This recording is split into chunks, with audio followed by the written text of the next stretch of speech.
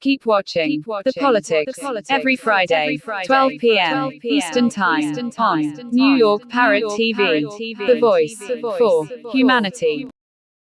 Good afternoon, everybody. My name is Robert Press, official reporter for the Bronx Chronicle, Parrot TV, Talking Politics, the Co-op City News, and Parkchester Times. Let me start off with and welcome you to the show and say, let's go into the weather report. We should have a high of 69 degrees, maybe hitting 70 today. And the weekend looks wonderful or beautiful. So into politics. Donald Trump is back in his Florida home after his second visit to New York. First, it was Manhattan District Attorney Alvin Bragg who went after Trump for allegedly using monies to pay someone who allegedly paid someone to have sex with Donald Trump. Then it was New York State Attorney General Letitia James who had Trump on the stand for 7 hours with the Donald, as I mentioned last week. Hopefully, there'll be no one else calling Donald Trump back to New York. And we've seen already some members of Congress have come to New York to refute what has gone on. And they're calling New York an unsafe place. But why, if it's unsafe, why did they come here? Next item, George Santos. Well, George Santos made it official that he is filing for re-election with the Federal Elections Commission. He filed the required paperwork in 2024 to run in 2024, and he now has $5,333 and change in his treasury so far this year. Let's compare that to a couple of other members of Congress. House Minority Leader Hakeem Jeffries has raised $3,676,281 for the first quarter of the year. And my good friend, Congresswoman Alessandra Ocasio-Cortez, has raised $1,268,221 so far for this, again, the 3 months ending March 21st, 2023. And I keep getting solicitations from my good friend, Congresswoman Ocasio-Cortez, but I try to put up everything I can from her without any donations. I do not like putting donations on my blog at www.100%blogspot.com. I'd like to put up information like I used to put up the daily COVID numbers until Governor Hochul decided, well, we no longer need to put up the COVID numbers since COVID is no longer a problem in New York State. Speaking of New York State, our budget is still late. It's 20 days late. What that means is that the state legislators, the senators, and the assembly members haven't been paid since April 1st. They put in a provision, though, that their staff gets paid because 1 year when the budget was late by a month, the staff didn't get paid either. However, and this is what the state Senate and state assembly are looking at, why is the governor getting paid? You know, all of us shouldn't be getting paid if the assembly members and the senators aren't getting paid. Why is the governor getting paid, they say? But some of the sticking points that have to still be hammered out, according to Assemblyman Carl Hastie, that's his quote, we just have to hammer out a few items, is the continued changes that the governor wants to the so-called, as she calls it, controversial limits on cash bail and the elimination of what is called the least restrictive conditions for defendants to show up in court. In essence, that means don't throw them in Rikers Island, but we have to do something to make sure they show up for their appearance in court. Also, what looks to be dead is the governor's goal of 800,000 new housing units, affordable housing units, especially trying to force them on suburban counties like Westchester County, Nassau, Suffolk County. You just can't buy your way into these areas, Governor Hochul. And that's what she was trying to do, offer money to have them build affordable housing. Now, the state Republican party chair, Ed Cox, has released the following statement, and I'm going to read it word for word.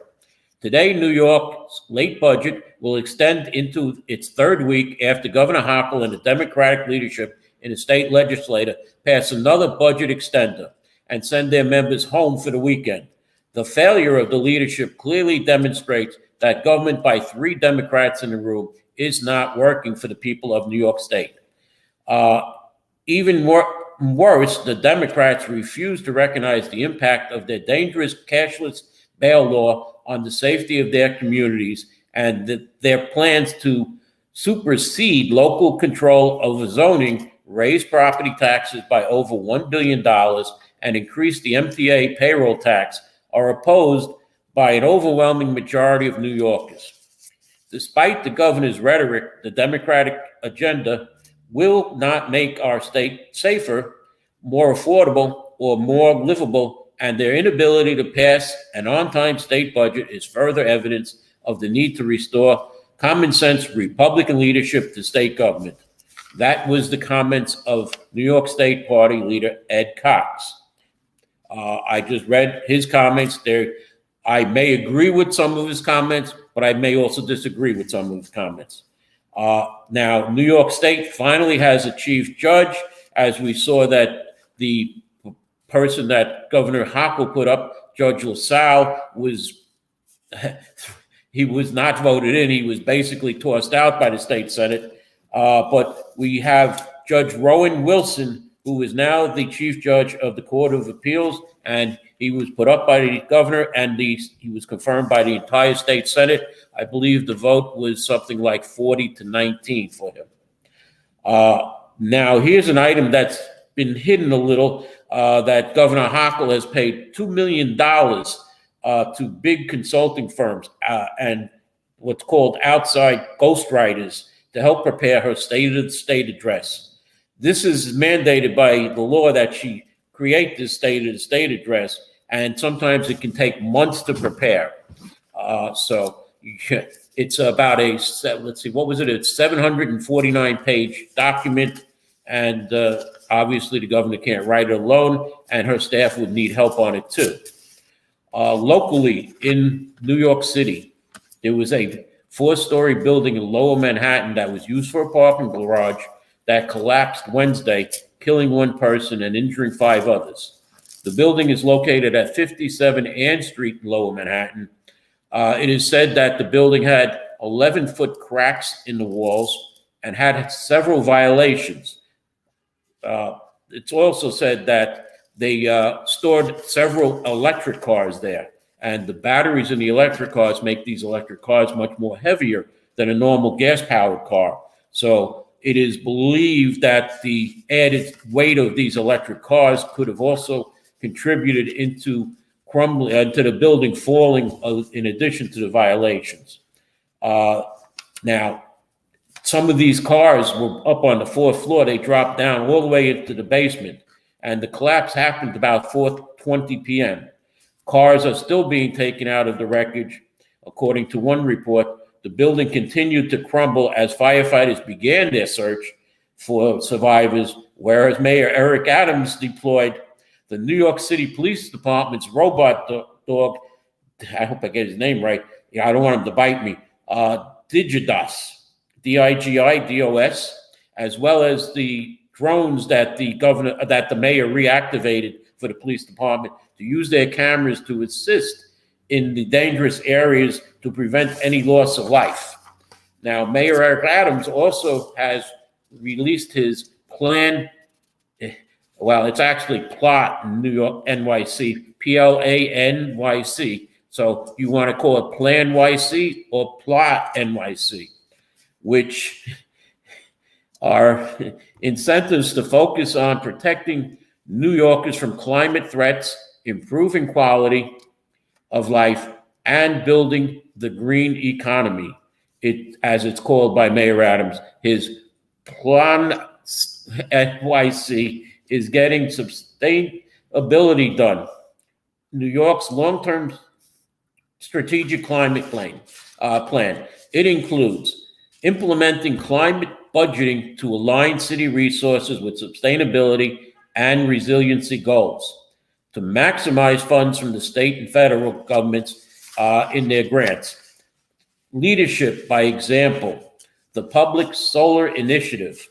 I'm only paraphrasing this. You can find more of this on my blog at www.100%.blogspot.com. The 100 is 100.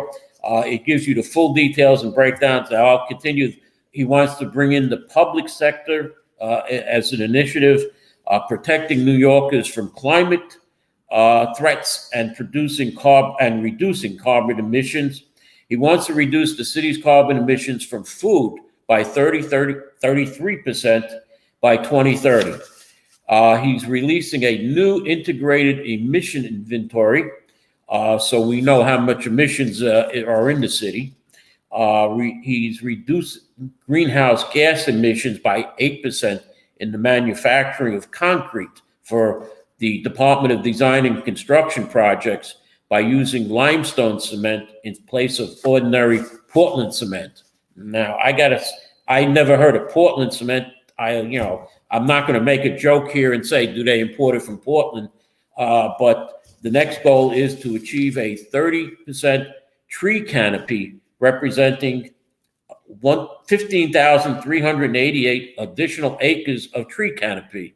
Now, my question there on that point is, if you want to increase the tree canopy, why are you putting projects where trees are and you're cutting down trees? For instance, the Croton water filtration plant is a perfect example where parkland was alienated so they could put this big water filtration plant because the Croton water does not meet the current standards and it has to be filtered. So it was put in Van Cortlandt Park where hundreds of trees were cut down, and we're getting new buildings where trees are being cut down. So you're losing trees more than you're gaining trees, much like the police department. You're losing more cops than new cops are coming in. That was an issue, and that's another issue, but that I can't talk about right now. He wants to continue to design and construct world-class neighborhood and scale coastal protection projects, which is going on, and that's a good idea.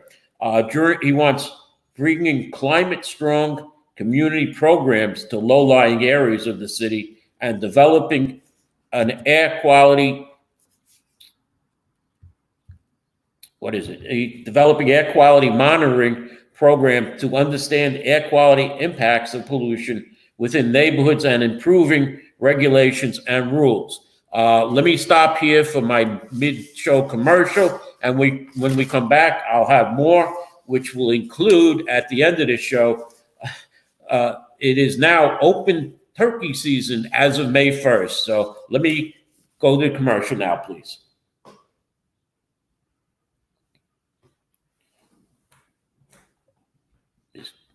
Do you know that there is a publishing company that wants to make life easier for you as a writer? This publishing company is called World Inkers Printing and Publishing. We publish in all different languages, and we're looking for writers of all genres, all formats. We're looking for scholars, ghostwriters, playwrights, poets, short fiction, novelists, you name it. We're looking for anybody who is interested in writing and the craft of writing to be in touch with us. You can reach us at info.worldinkers@gmail.com. With World Inkers Printing and Publishing, you do not require a lot of money to publish with us. Contact us today at info.worldinkers@gmail.com. Become a winner with other authors at World Inkers Printing and Publishing. Give us a shot. We will surely finish you.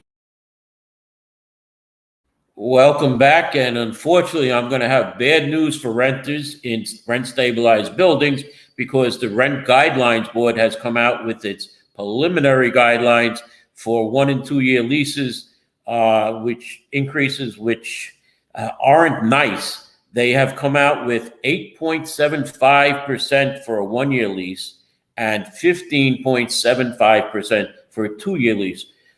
Tenants are going to cry they can't afford such an increase, while landlords are going to say they need larger increases because of inflation. I think most likely the increase should be anywhere from 6 to 8% for a 1 year lease and 10 to 15% for a 2 year lease. Again, costs have gone up. I know I used to live in a rent stabilized apartment, and the one thing I liked about Mayor de Blasio was for about 5 years, there was a 0% increase in my lease. Now, before I go into my election report, there seems to be problems on Community Board 11. There are request for the borough president to investigate 3 members, and there was an executive board meeting last night on Community Board 11, which the district manager said there's a request for action email. That was item number 3 on the executive board agenda. The executive board on Community Board 11 is just the 5 officers of Community Board 11. Other boards, like the board I served on, Community Board 8, includes the committee chairs as part of their executive board, and they are not appointed by the chair as on Board 11. On Board 8, all committee chairs are elected like the officers are elected. Board 11 chooses to have what's called a leadership committee, which includes the committee chairs, but they have a separate executive committee of officers. It was explained that there was an email requesting the action of behavior of one of the board members by the district manager being called into question. So in order to discuss this, the district manager said, I think because, and the next word was unclear, as I listened to the tape about a dozen times, I couldn't understand it.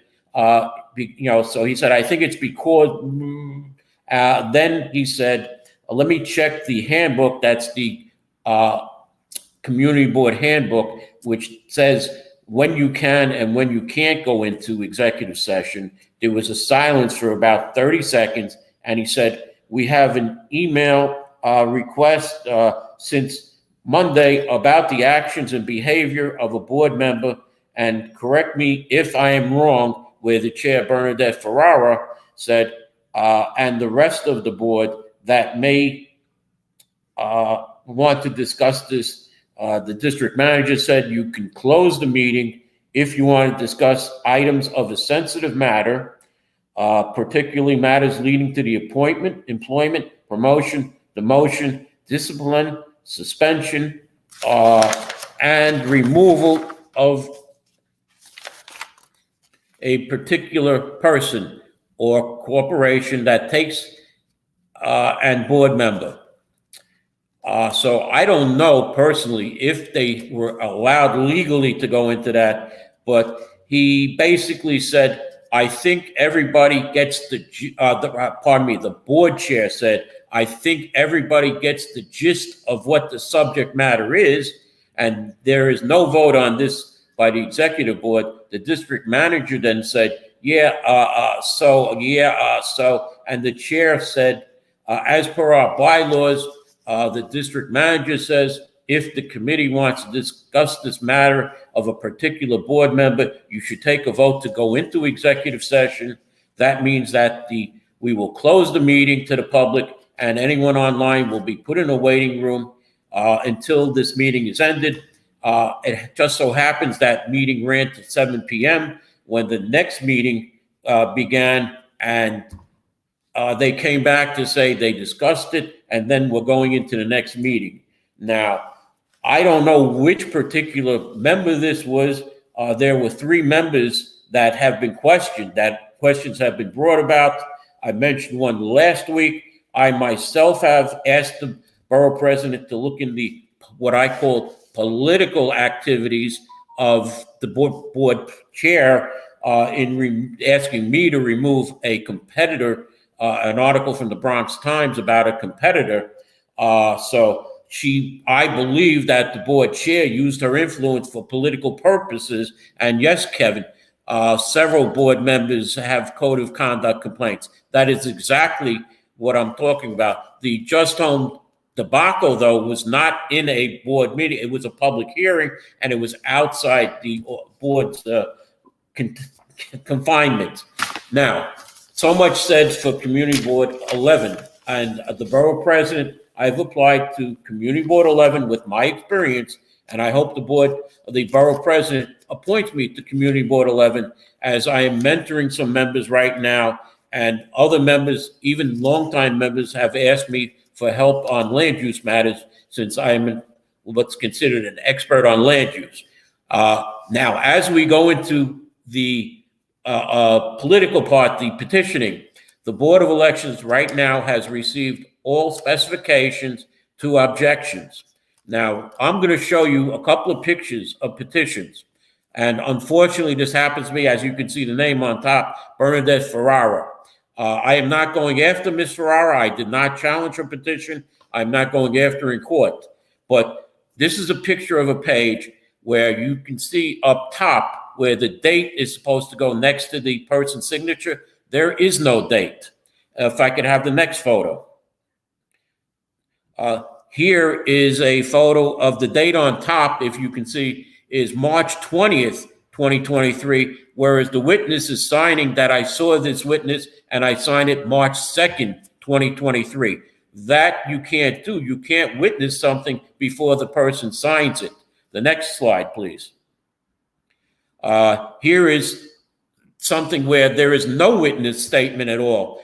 Someone has to witness a signature. They have to fill out their name, their address, and sign that they witnessed the signature and fill in the date. This is nothing on the bottom. Next slide. Here again is no date on top. This is a different person, and you can see the person signed their name on the bottom though. On the next slide, you'll see this is the same person, but it's just initials down there, which I would say, and I don't know if this was true, because the way the initials are different from the way the person writes their name or even signs their name. If this person collected many pages and they never on any other page had their L look like that. So I don't know. From what I understand, the petition was challenged, but no specs were put into the objection because this would be considered fraud, and the Board of Election does not rule on fraud. You have to go to court. And I believe there's one more picture. Again, here is where the date on the bottom is crossed out. It looks like it was 3/20 that was crossed out to 3/10. When corrections are made, the witness has to initial any correction. So that would be thrown out too. So we don't know if that's 3/10, 3/20, and why would they change 3/20 from 3/10? Because if the date on the bottom is after the date on top, that's fine. It's just that the date on the bottom has to be after, but so changing the date, I don't understand why that happened. But we find out later and you really can't see it, but the signature and the address are in blue ink, whereas the dates and the bottom part are filled in black ink, which tells me that the signature was gathered by somebody and then handed in, and the dates were filled in and the name on the bottom was filled in. I am not alleging anything here. It's up to the courts. The person who challenged has, I believe, up to April 24th to file a court case about this. I looked at this petition, and I can say that I believe there is enough alleged fraud in there to knock this candidate off the ballot. So let me go into what the Board of Elections, who had what. There were specs filed against district attorney, or rather, pardon me, there were objections filed against, we can get away with the picture. There were objections filed to the petitions of Darcel Clark, the current district attorney, but no specifications were filed. Several council members had their petitions objected to, but nothing was filed. And here's what's filed. Andy King, who is running for his old seat, specifications were filed to the general objections of his petition. Gonzalo Duran, who is running for the 17th council seat against current councilman and land use chair in the city council, Rafael Salamanca, the specifications to the objections were filed. It appears that George Havarack, specifications were filed to the objections of his Republican and Conservative Party, but there's a note here that they were filed late, so those specifications may be thrown out. As we go to the 81st Assembly District, all of the Democratic delegates to the Judicial Convention on the anti-Ben Franklin line, what's happening in the 81st Assembly District, the Ben Franklin Club has been the powerhouse in the 81st Assembly District. but last year, the Ben Franklin Club lost the positions of the male and female district leader and the female state committee person. All they have is the state committee man. So it is going to be a battle for the next couple of years up in the 81st Assembly District. And they have challenged all the delegates and alternate delegates to their judicial convention put forth by the new Unity Democratic Club. So the Board of Elections will have to rule on that. Now, Phyllis Tiz Nastasio, specifications were filed against her Republican and conservative petitions, and I was told that she may be off completely of the conservative line because the corrections she made to a cover sheet were inaccurate. But that's only hearsay. I can't say that for sure, but I can tell you that specifications were put in against her petitions on both the Republican and conservative line. And the last one by the Board of Elections, Rachel Bradshaw, specifications were put in against her. And those, plus the other boroughs, are what the Board of Elections will be ruling on. And again, this is from the Board of Elections. You can see right there. And I was at the Board of Elections yesterday and requested that. Now, as far as it goes, we're in phase 2, where the Board of Elections will be looking at those petitions that specifications have been filed for. They will see if, any one of maybe 25 to 50 different uses of that. The correction was an initial, no first name, wrong address. There's about 50. I can tell you, I've challenged petitions. I've knocked off candidates. The best one is I knocked off a school board candidate many years ago, and we were called to the back room of the Board of Elections.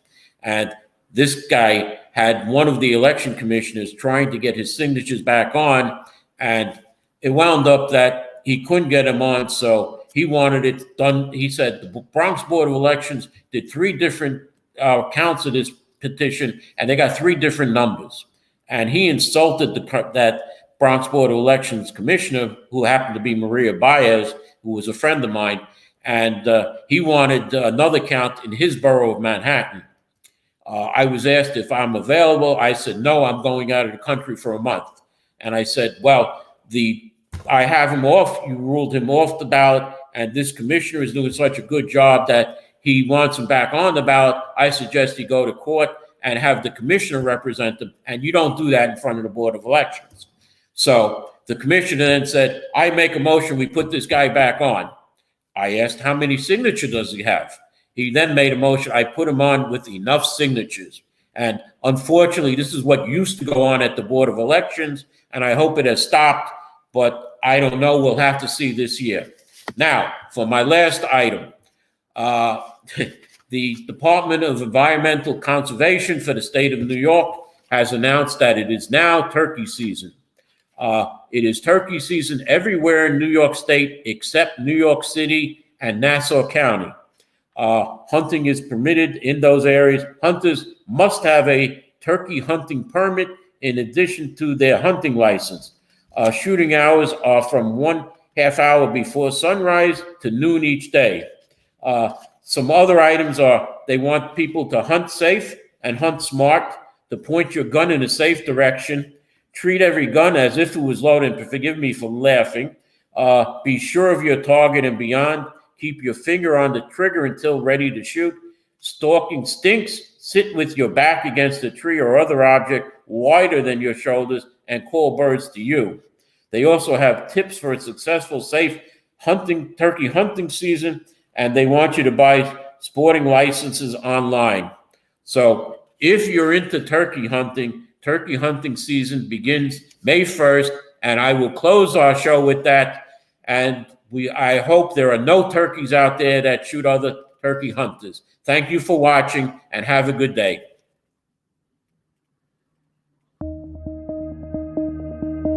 Do you wish your business makes it to the top list of the most searched for business in the US and around the world?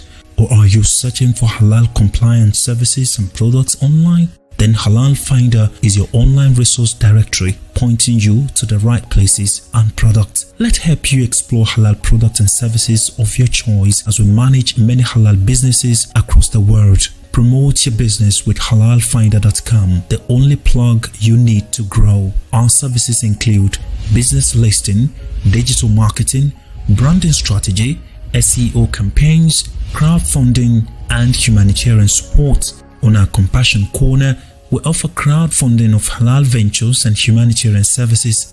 In this section, you can make or receive donations, start donation campaign, and check existing donation campaigns. And by paying zakat and sadaqah to our Compassion platform on halalfinder.com, you have supported the poor, widows or widowers, orphans, and the likes around the world. Contact us at info@halalfinder.com or call +1 718 822